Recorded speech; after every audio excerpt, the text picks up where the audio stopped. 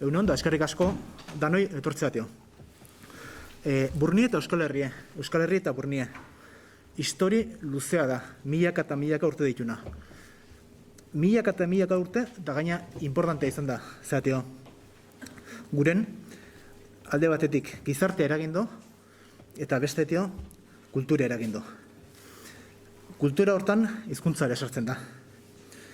Eta, askotan gertatzen den bezala, gai batek, histori luzea daukenen milaka eta milaka urtetakoa, kapitulo batzuk argik izaten die, beste batzuk ilunek, eta beste batzutaz ez dakiu ia zertxorez. Hortaz, historiak eta hizkuntzak batzutan argipenak eman daizke zer gertatu aurretik. Eta hola, ikusten dugu, gaur, historia lagungarri izango duela zenbait gauza ulertzen saiatzeko, eta hizkuntzakin beste zenbait hipotesi zenbait gauza aztertzeko. Ikusita galderoak nolako dien, gure asmoa izan da, alde batetik onomastika elkartena eta bestetik Burdinolana, holako kongresu txiki hau itea. Esan beharren gare, jardunaldi hau grabatu izango dela, eta baita esker honez adierazi behar dugu, honea izlari modun etorri denak, musutruko etorri dela. Eta gauzak hola dila, aurkezpen txiki bat ingo dugu. Lehenengo hitzaldie, Euskal Burdingintza historikoa, Europako kontestuan izango da. Jose Antonio Azpiazuek emango diona. Bigarrena, hitzen historiaz, Burdina eta beste, Ander Rosek emandakoa. Hirugarrena, lekuizenak mendiko Burdinolen inguruetan, Jose Luis Ugartebeak. Hurrengoa, Nafarroako Burdingintza eta tokizenak, Malen Lizarraga. Eta azkenik, Burdinaren itzala, Bizkaiko Mendebalaren hizkuntza paisaian, Carlos Lariak emandakoa. Honen bestez, Azpiazu aurkeztuko du. Jose Antonio Azpiazu, historialari eta antropologoa da. Gutzako iaia mito bizidun bat bihurtu da. Ez dakidu esaten ze izango tean oinatiko lehazpiarra o lehazpiko oinatiarra? Erdi. Bestalde, esan duen bezala, historialari eta antropologoa, bitan doktore da, eta Karo Barojan ikaslea izan dakoa. Jende asko azpimarratzen do, nik bai, bere lanak dauken irakurre erraztasune. Edo hitzaldi bat ematen den, zer esadan bere hitzek, bere gogoetak segitzea, naizta gaiek ez ezagunek, oiunek izan. Baina nik beste bi ezaugarrire azpimarrako nituzke. Alde batetik, bere idazlan askotan egiten ditun sintesi miragarrik antropologia eta historian arten, eta bestetik, bere emankortasune. Nik ezautueten azkeneko 20 urtan, beti 3-4 proiektu aldi beren, 3-4 liburu aldi beren dauzke. Eta azkena, unotan atea dan Kartajokun ingurukoa, nahi pesen Euskal Herria. Hala eta guztize, bere ibilbidea beti Burdinen ikerketakin lotuta da, era batea o bestea. Euskaldunen izaeraren inguruan okerreko usteak izan dira nagusi. Gizarte itxia, iluna, ezjakina, inguruari begiratu gabe bizi izan den taldea. Ikuspegi ezkor hori finkatzerakoan euskarak ere hain hizkuntza ezoizkoa izanik zenbait lagunduko zuen. Bidailariak adibidez hori azpimarratzen dute, hablan una lengua muy extraña, merkadarrek jasotakoa. Inguruko herrietan sortutako ikerkuntza eta aurrerapenetik kanpo bizi izatea ere egotzi izan diote, esparru ilun eta itxian bizi zirelako aitzulo isolamendua bezala. Burdinari lotuta bizi izan den herriaren bizimoduak ere horretara bultzatu du. Hola kobazulo bat bezala irudikatzen zen, eta bertan hola gizonen egin behar bakar hau zen. Mea erre eta agua kolpatu, gordina moldatu, eta hor bukatzen zen haien zeregina. Mekanikoki, nolabait Burniari lotuta balude bezala.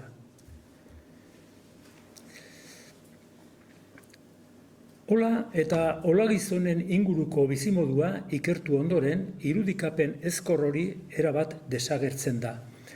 Nahikoa da ola bat eraiki, lanean jarri eta horretan mantentzeko beharrezkoak diren baldintzak aztertzea. Ola bakoitza mundu bat zen, teknikari apartak behar zituen mantendu eta konponketak egiteko. Ola baten inguruan dirua, adituak, auspogileak, uraren indarra nola bideratu behar zen, mea atera eta olara ekarri eta burdinuna egin ondoren zer. Horra gertzen zaigu egoera ireki bat, asmatzailea, kanpora begira, bezeroen beharrak asetzeko egin behar zituten moldaketa eta aldaketak eta abar. Oletan lanean zebiltzanak kanporako lanean ari ziren, eskatutakoa eskaintzen, merkatua bilatzen. Hori ola bakar bat kontuan hartuta. 1577ko agiri baten agertzen da denez, Gipuzkoan 200 bat ola zeuden, urtero 240.000 kintal ekoizten zuten, eta irabaziak 300.000 dukatekoak ziren garai hartako dirutza izugarria. Irakurri berri dut 16. mendean Gaztelatik igaro zen enbaxadore europar batek esana. Gaztela aberatsa zela, baina jendeak nahiago zuela Ameriketara abentura bila mugitu lurra lantzea baino. Euskal Herrian gari eta ardo gutxi eta derrigorrez burniari eta itsasoari so egin behar, baina lanerako prest eta ikerketetarako ere bai. Baina ez al genuen uste bestalde gure herriaren bizimodua nekazaritza eta basoari lotuta zegoela. Halere, hemengo lurra ez da inoiz izan oso emankorra eta erdiaroko hazkuntza demografikoari so eginez, beharrezkoa zen zerbait eskaintzea trukean garia eta ardoa lortzeko. 16. mendeko agiri ofizialek aitortzen dute Gipuzkoako bizimodua batez ere oletan eta ternuan oinarrituta dago. Bide batez, oraintxe agertu da, periodikotan, susmo bezala, Kolon, baino asko ere lehenago joan omen ziren, bakalua eta badea garrapatzera Ameriketara, beste mito bat, Euskaldunen alde, bentsat, hortaz hitz egiten dutela. Pasadizo bezala, ternuatik bueltan, Europara zuzenean etorri beharrean, Irlandan gelditzen ziren beren sain edo baleoriakin eta bakailoakin. Zertarako gelditzen ziren? Han galdetzen zuten oso ezaguna ziren, erdiarotik galdetzen zuten. Norekin dabil gaur egun borrokan Espainiako erregea, Inglaterrakin edo Frantziakin. Eta erantzuna hasita, Inglaterrakin baldin bazuten Frantziara joaten ziren, zekatena saltzera eta alderantziz. Horrela, herri batera edo bestera hurbilduko ziren makailoa eta baleo olioa preziatua eskaintzera, garai hartako petrolioa. Aurreko igandean, Viajes de extranjeros por España y Portugal merkaderrek bildutako hainberestako liburu hainbeste testigantzan batean, Esteban de Siluet frantsesaren testo bat aurkitu nuen. 18. mende erdialdekoa eta berak audio. Los vizcaínos han hecho ver bastante su destreza y su intrepidez en la pesca de la ballena, porque la mayor parte de los marineros que las barcas emplean en esta pesca son vizcaínos y son los más valientes. Europan, berriz, beraz, Euskal Marinelak mito bat bilakatu ziren. Orduan, olak ala baserriak. Legazpin, olagizon eta baserritarren artean izan zen auzi batean, gehienek hau defendatzen zuten. Olak sortu zirela hemen baserriak baino lehenago. Iritzi honek zerbait esan nahi du. Ez dugu ahaztu behar gainera Arabako lursailak aberatsak bertan zeudela. Arabarrek lurra lantzeko ola eta zutegietako tresneria behar zuten, eta legazpierrek aldiz, hango garia eta ardoa. Ezen herri bakarra, gainera olen inguruan bizimodua ateratzen zuena. Hainbat baserritar oletara joaten ziren lanera, edo bertarako lana egiten zuten. Mea atera, oletara ekarri, ikatza egin, burdina egin ondoren garraio lanetan aritu, bai itsaso aldera, bai lautada aldera. Olagizonek uste orokorretan kontra, zorrotz zaintzen zuten merkatal esparrua eta ari erantzuten zioten. Badakigu ala 1284 urtean, Orioko kaitik 2500 murdin kintal atera zirela kanpoan saldu ahal izateko. Oso goiz, beraz, kanpora begira, harremanetarako prest. Bedua zen abiapuntu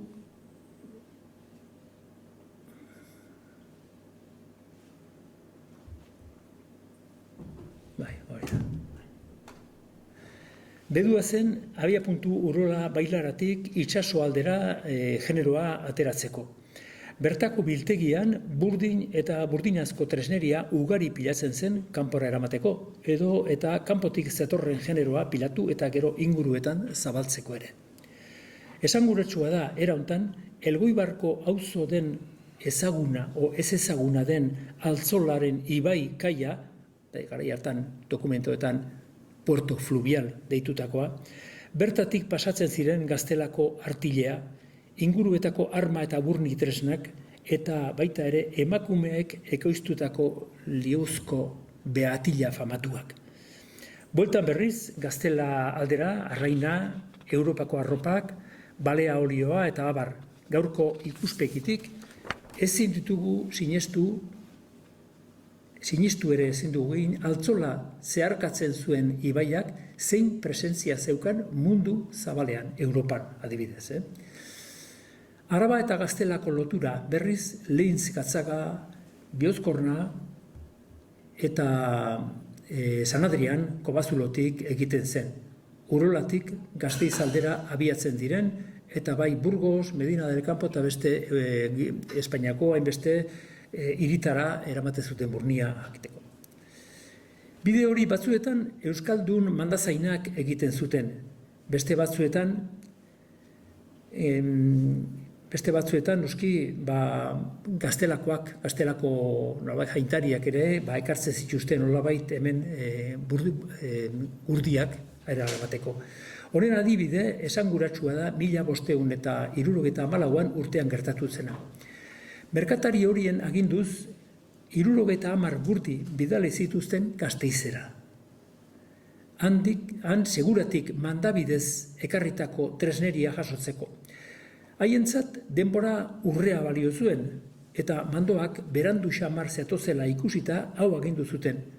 70 gurdi haiek zaldu ondora bideratzeko, mandoak iritsi ahala gurdiak bete eta Gaztelara abiatzeko. Hau noski adibide bat besterik ez da. Nolako burdin kopuruak mugitzen ziren jakiteko.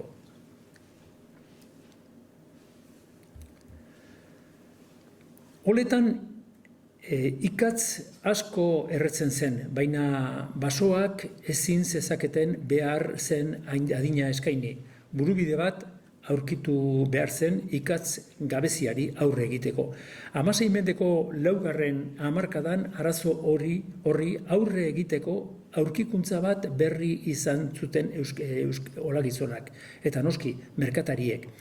Omen zen Ixenobesa, Genovatik datorrena, izena hartu zuen berrikuntza bat, Italiatik Auñamendiko mendi inguruetara iritsi zena. Esaten da, euskaldunak ez zeudela aldaketak onartzeko prest. Herri itxia dela, esan dugu. Baina kasu honek erabat zapuzten du esamez hori.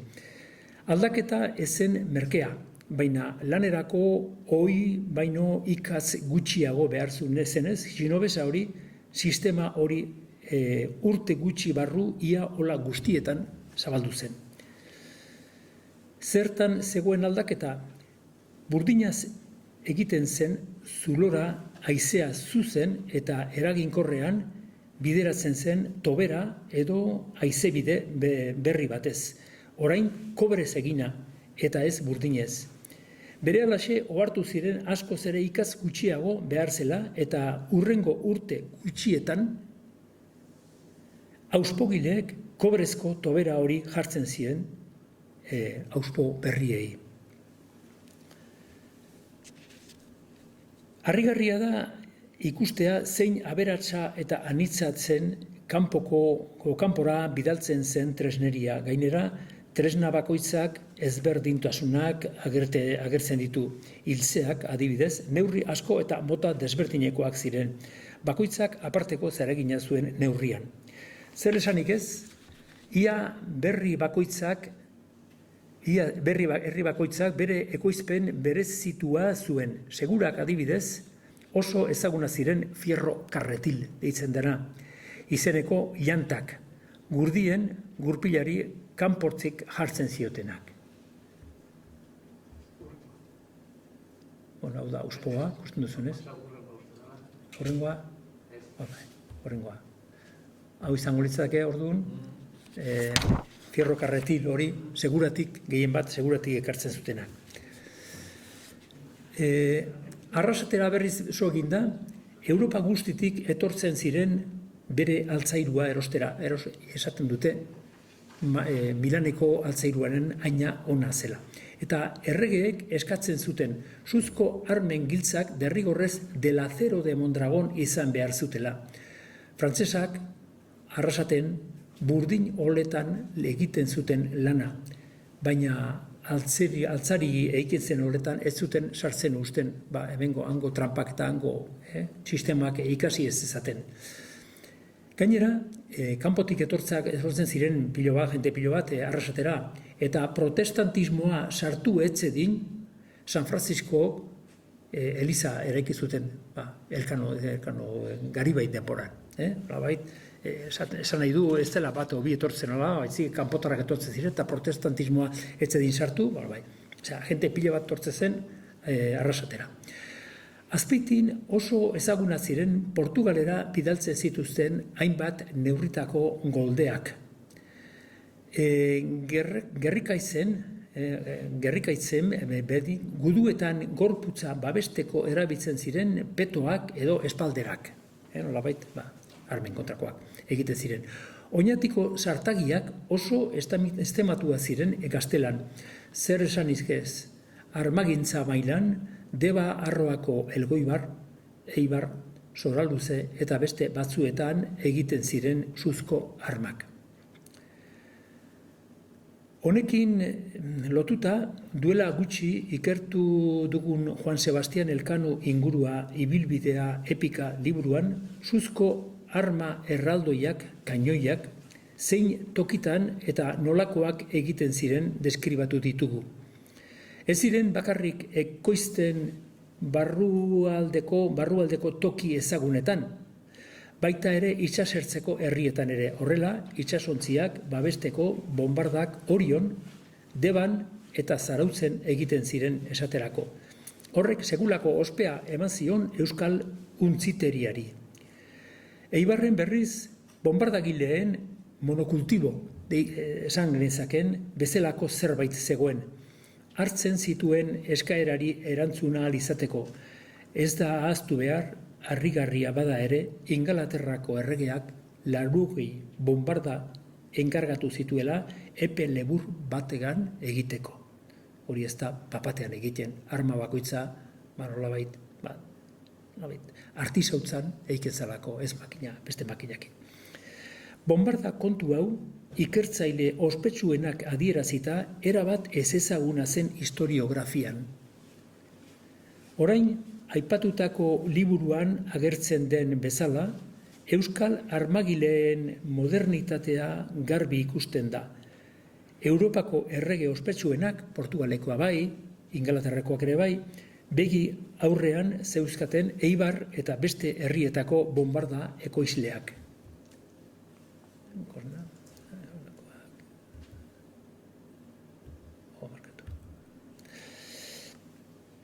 Hori baldin bada herri txikia, itxia eta iluna izatea edota aurrerakuntzekin ezkor jokatzea, ikuspegi hori ez dagokio Euskal Herriari, garbi ikusten denez.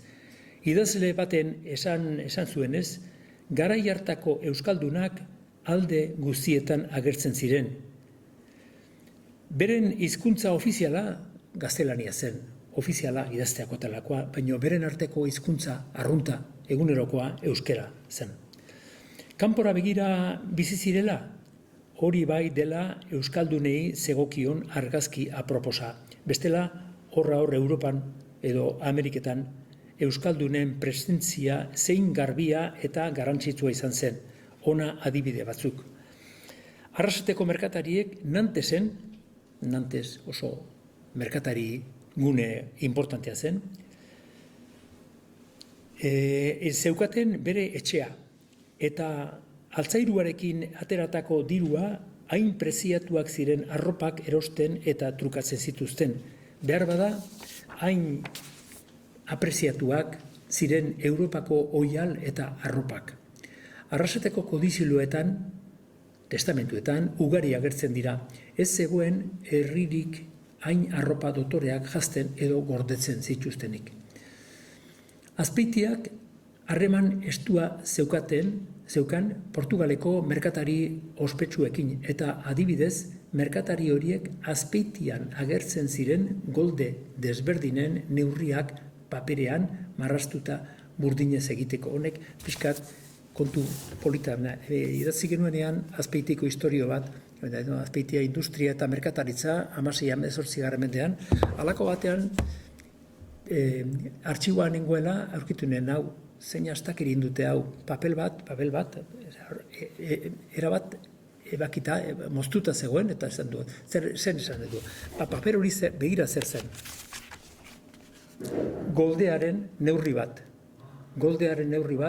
Portugaleko merkatari famatuak eskatutakoa, pisu desberdinekoak, baina neurria hau zen.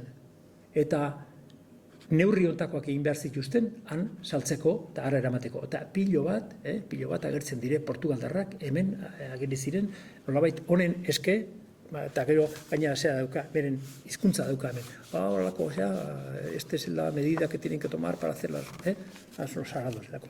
Kuriosoa, lakoa nik papera buskatuta dagoela, eta ez da buskatuta hortarako egina dago. Miguel de Beroiz, Donostiako merkatari famatuak, Hueskako Bielsa herriko ola batera bidaltzen du teknikari gipuzkoar bat burdigintzan laguntzeko edo erakusteko. Eta honekin lotuta azkenengo momentuan pasadizo moderno bat etorri zait burura, behin garabetan jonginen Ribadeotik gora, behar bada esautzen duzuen Taramundi, oso euskaldun itxura eta olakoa da, ura eta basoa daukana. Eta hango nolabait erdi hola zen bateri esaten, orain ez dugu guk nolabait altzairua ekoizten, baizik eta kanpotik ekartzen dugu, eta galdetu nion. Eta nondik ekartzen duzu, ez duz ezauteko herri txiki bat da, baina ez zelako ezen, eta Legazpia, ni Legazpiara nahi izan nion. Eta berak erantzun, ni Legazpi apellidoa daukat. Ni Legazpi naiz aspalditik, zesan nahi du, hemen aspalditik ara junta, eta inguruan gainera Legazpi asko omen dago, Legazpiara, eta lotura bat zegoen, itxaso bide, seguraski, holakoak iteko, gauza kuriosoak agertzen direla. 14 eta 15 mendeetan Brujas, La Rochelle, nekin ja, nahaztuta nago,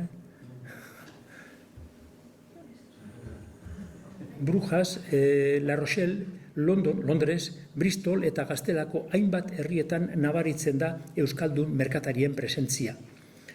Hemengo merkatariak itsasoko neurri eta legeak markatzen zuen araudiaren erabat sartuta zeuden konpainia kontua, itsas mailegu edo prestamo maritimoetan adibidez benetan merkatari profesionalak zirelako. Ipar Europan eta Mediterraneoen fundako edo euskaldun merkatari taldeak agertzen dira. Hiri horietan auzune berezitan bizi ziren, elkarri lagundu, indar handia erakutsi eta beste herritarren errespetua irabaziz. Eta euskera erabiliz bere negozioak isilean, izkutuan erabiltzeko. ez ulertzeko besteak. Euskaldun merkatari ospetsuen sendiek bere semeak kanpora bidaltzen zituzten merkataritza eta hizkuntzak ikastera. Horrela, baziren 4 edo 5 hizkuntza zekitenak eta Europan erabat eroso sentitzen zirenak. Harritzekoa da, bada ere, Nanteseko merkatari batzuk bere semeak Euskal Herrira bidaltzen zituzten. Bilbon, hau da kuriosoa, Bilbon, Gasteizen edo Arrasate bertan ez bakarrik merkatari ikasketak, baizik eta euskera eta gaztelania ere ikastezaten 1500 eta 39 urtean neurri hauek hartutakoak Juan de Francisco de la Presa Burgosko merkatari famatuak, ospetsuak ziren, semeak ziren. Eta gizon hauek berezitzen, bazekiten, gainera, zer mundutan mugitzen ziren, zer merkatari mundutan mugitzen ziren. Atzerrian Euskaldunen presentzia kontuan hartzeko dira adibide hauek. Errege Katoliko eta Inglaterrako erregearen tartean egindako negozio harremanak Jofre de Sasiola enbaxadoreak eramaten zuen. Errege eta beste erregeen tarteko bitartekari bezala. Hortik kanpo, Juan de Idiáquez Genovan eta Olazabal Venezian zeuden enbaxadore bezala, garai hartako erresuma indar zuenen enbaxadoreak.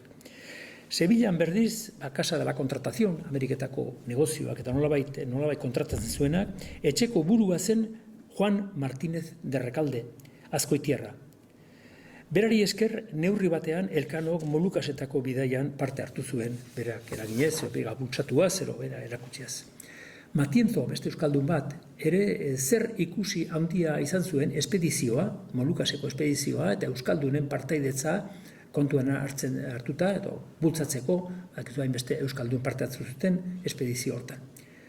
Esanguratzua suertatzen da Jean-Philippe Perriotti, historiagile frantsesak, euskaldunei buruz esaten duena, euskaldunak nunai agertzen dira, eta bere ustez izan hau egokitzen zaie, los buhoneros del mar. Hau da, herri-zerri, kai-kai, ibiltzen zirena, nolabait bere merkataria eskaintzen eta erosten. Portuetan agertzen dira, erosi eta saldu, Europa eta Mediterraneoko kostaldean oso ezagunak izanik. 18 mendean, Euskal Herrian, peninsula baino aurreragoikoia suertatzen zen. Ez dago zalantzarik, garai hartako Euskal Herriaren adiskideen elkartea, gero Baskongada bezala ezagutzen dena, Euskaldun gazteak bidaltzen zituen Europa iparraldera, hango aurrerapenak berri ikas zezaten. Nolabait Europan sartuta bateko, herri itxia, herri zabala, baizik ez. Bestalde, adibide bezala, garai hartan, joan zen herri beheretara, Holanda aldera, mutrikuar bat, Antonio de Gaztañeta, itxasontzi gintzan, oso itxasontzi maisua, mutrikuarra zen. Herri hartako aurrerapenak ikasi zitzan. Bere herrira bueltatu zenean, Gaztelako erregeak hau agindu zuen. Antonio de Gaztañetak egindako neurriak, egindako marrazkiak, egindako nolabait itxasontzien figurak, haiek zirala Espainiako, Gaztelako erregearen itxasontziak egiterakoan neurriak, harek jartzen zituen neurri ofizialak hortarako. Garbi dago, Euskaldunak garai hartako japoniarrak ziren, hori bai dela herri ireki baten isla. Puntotxo bat esan nuke modernitatearen alde. Oñatik Unibertsitateko historia pixkat ezagutzen ez duguna eta denbora gutxi dela idatzi nuena, gauz bitxi bat agertu zitzaitan. Olako zerrenda izugarria zeuden, nun ikasi zuten ze irakasle ibili ziren, eta ze ikasle ibili ziren. Por cierto, Euskaldunak, Ameriketako Euskaldunak azkarat eta beste batzuk, beren gurasoak, osabak eda, unibertsitatean ikasten nahi zu, bai, Salamankatera ez zera jongo, hante abrukeriak eta ikasiko dituzu, zu oinatira jongo zera, ikastera. Bai, bueno, halako batean, 1806an agertzen da zerrenda horretan, zerrenda eta DN, don, eta halako batean, ikusten dut eta, hau ezin dik ezuzen nahi izan, Doña Maria Antonia de Cortázar, oinatiarra, unibertsitatean, nik dakidanik, orain arte dakidanik, Europako zaharrena unibertsitate baten sartutakoa. Maria Antonia de Cortázar famatua. Eta horra agertzen da, berak estudianteak hartzen zituen etxean, eta bai, Madridikoa, Furundarena, Euskaldun jatorrizkoak, zestuakoak, beraz zestuan ebizizan zen, eta seguru aski tratamentu batera jatuko ziren. Zuk erakutsi idazu niri latina beharrezkoa zen unibertsitatea sartzeko, eta nik merkeago ingo dizut zure estentzia gure posada edo hoteltxoan. Bueno, hau modernitatea ez baldin bada, ez dakit modernitatea zen izan daiteken. Bueno, honekin nahikoa.